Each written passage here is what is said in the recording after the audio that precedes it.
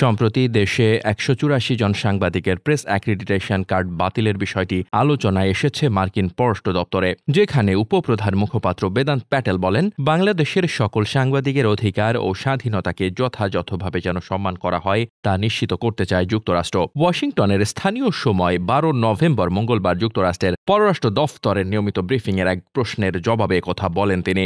সম্প্রতি ৩ দফায় দেশের ১৬৭ সাংবাদিকের প্রেস অ্যাক্রিডিটেশন কার্ড বাতিল করেছে সরকার।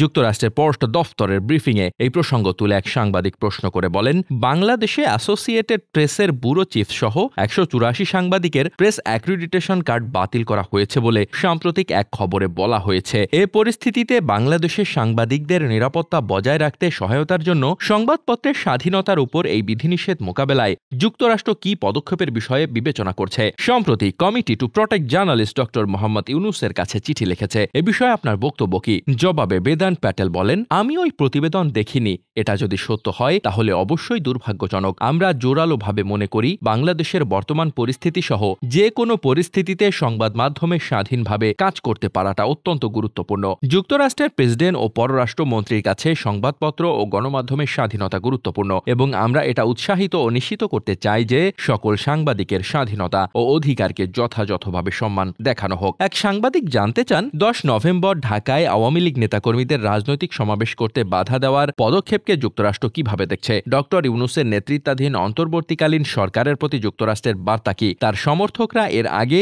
বাক ও সমাবেশের স্বাধীনতার পক্ষে কথা বলেছেন। জবাবে বেদান্ত প্যাটেল বলেন, আমরা ভিন্ন মতের ও বিরোধীদের সহ সবার মত প্রকাশের স্বাধীনতা ও শান্তিপূর্ণ সমাবেশের অধিকারে সমর্থন করি। আমাদের দৃষ্টিকোণ থেকে সব স্বাধীনতা যে কোনো গণতন্ত্রের জন্য অপরিহার্য উপাদান। আমরা নিয়মিতভাবে বাংলাদেশের অন্তর্বর্তী সরকার সহ আমাদের সকল অংশীদারদের এই সমর্থনের কথা জানাই। দেশের সত্যিকার গণতান্ত্রিক ভবিষ্যৎ নিশ্চিতে সকল বাংলাদেশীর জন্য এসব স্বাধীনতা সমুন্নত রাখা এবং রক্ষা করা জরুরি।